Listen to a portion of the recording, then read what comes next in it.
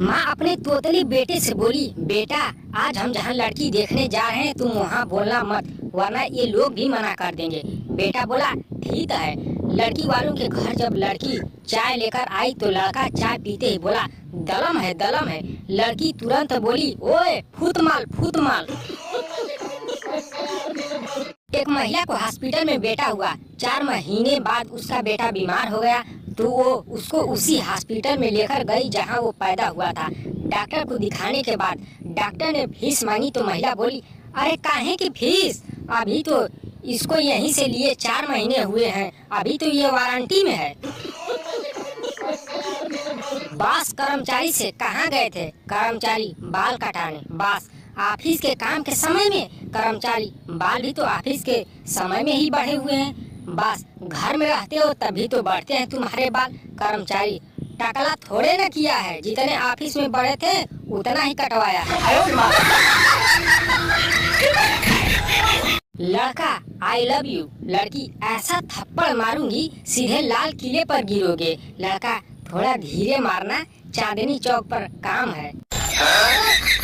जिस लड़की की शादी उसकी पहली गर्लफ्रेंड से हो जाए तो ऐसा लगता है जैसे बंदा ट्राई बॉल पर ही आउट हो गया। किसी को तकलीफ में देखकर उस पर जरूर हंसे ताकि वो अपनी तकलीफ को भूलकर आपको गाली देने में बिजी हो जाए।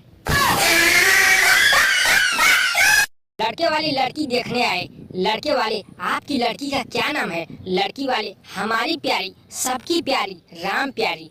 लड़की वाले, आपके लड़के का क्या नाम है? लड़के वाले, हमारा गु, सबका गु, जग्गू।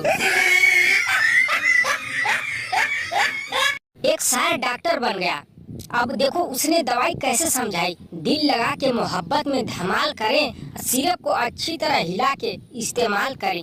दिल मेरा टूट गया, उठी जब उसकी डोली, सुबह दोपहर शाम बस एक एक गोली। कभी आके मेरी मोहब्बत का सुरूर देखें, तमाम दवाएं बच्चों की पहुंच से दूर रखें।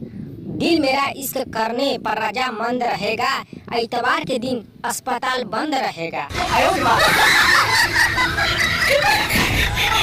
सोचिए अगर लड़कों को घूंघट लगाने का हुक्म होता तो क्या होता। लड़कियां सोच सोच कर पागल हो जाती कि कमीना दिखता कैसा है।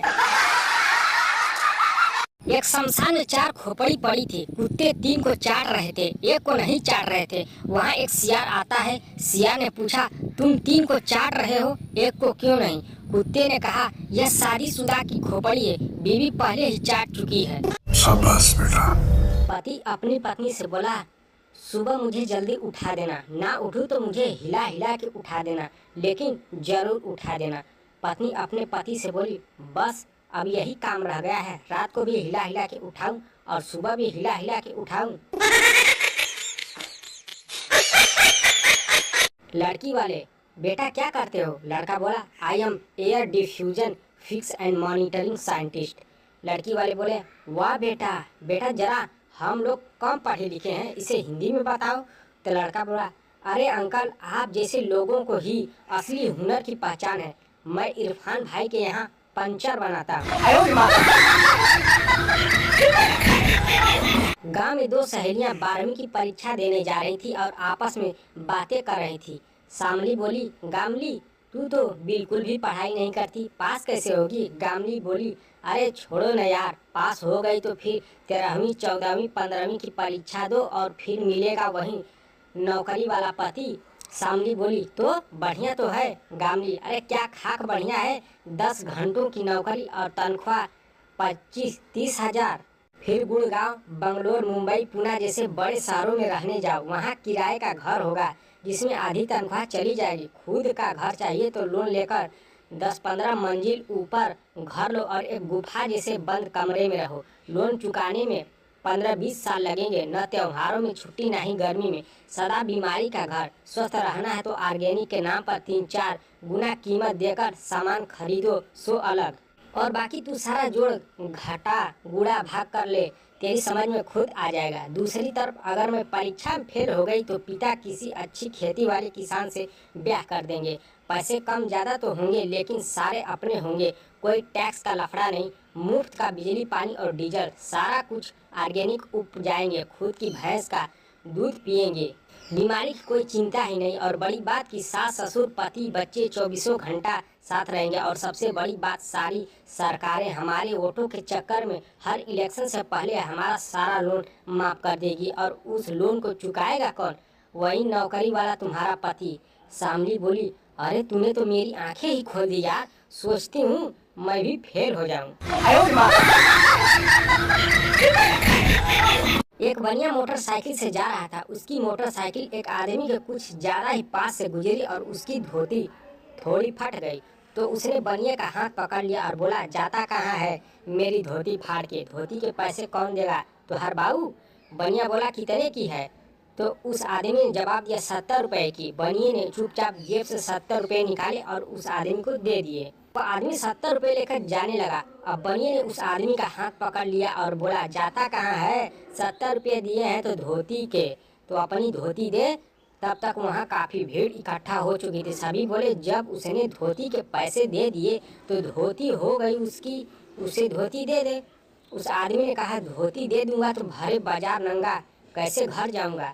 बनिया बोला, भाई इससे मुझे क्या मतलब, धोती अब मेरी है, तू धोती दे। आदमी गिड़गिड़ाने लगा और बोला, भैया अपने 70 रुपए वापस ले लो, मैं तो अपनी फटी धोती पहन के ही चला जाऊंगा। बनिया बोला, धोती मेरी हो गई है, अब तो मैं इसे 200 रुपए में दूंगा, चाहिए तो बोल। जिसकी धोती फटी थी उसने पूरी भीड़ के सामने अपनी खुद की 70 रुपए की, वह भी फटी हुई धोती के 200 रुपए बनिए को दिए। इसलिए बनिए से पंगा सोच समझ कर लेना चाहिए। एक बार एक 80 साल के बूढ़े को एक 25 साल की लड़की का रेप करने के जुर्म में जेल हो जाती है। जब वो जेल में जाता है तो वहाँ एक दूसरा बूढ़ा उससे कहता है, यार एक बात बता, मैं अच्छे तरह से जानता हूँ कि 80 साल की उम्र में तू किसी लड़की का रेप नहीं कर सकता, तो तूने ये इल्जाम अपने ऊपर क्यों लिया? पहला बूढ़ा मुस्कुराते हुए बोला, क्या करूं यार, इल्जाम ही इतना मर्दानगी वाला था कि मैं मना नहीं कर सका। आज सुबह गप्पू जब अपने मोहल्ले में बने वैक्सीनेशन सेंटर पर कोरोना रोधी दूसरी डोज लेने पहुंचा, वैक्सीन लगाने वालों की लाइन में खड़ी उसकी पड़ोसन लाजू उसे देखते ही बोली, गप्पू जी, ये जो तुमने रंगीन मास्क पहना है उस कलर की मेरे हस्बैंड की चड्ढी 4 दिन पहले आई आंधी के बाद से गायब है। नोट, पुरुष रंगीन मास्क लगाने से परहेज करें। पत्नी, सुनो जी सर्कस देखने चले? पति, नहीं मैं बिजी हूँ। पत्नी, सर्कस में एक लड़की बिना कपड़ों के शेर की सवारी करती है। पति, तुम भी बहुत जिद्दी हो, हर बात जिद करके मनवा ही लेती हो। चलो सर्कस, बहुत दिन हो गए शेर देखे।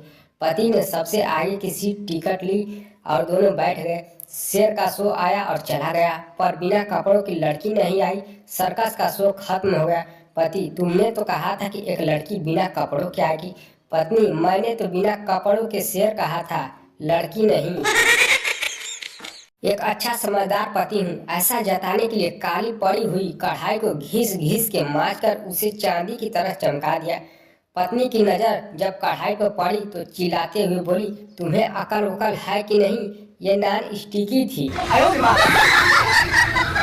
एक पिंजरे में 50 बंदरिया और एक बंदर छोड़ा गया और ऐलान हुआ कि जो 1 मिनट में बंदर को पहचान कर पकड़ लेगा उसे 70,000 रुपये का इनाम दिया जाएगा।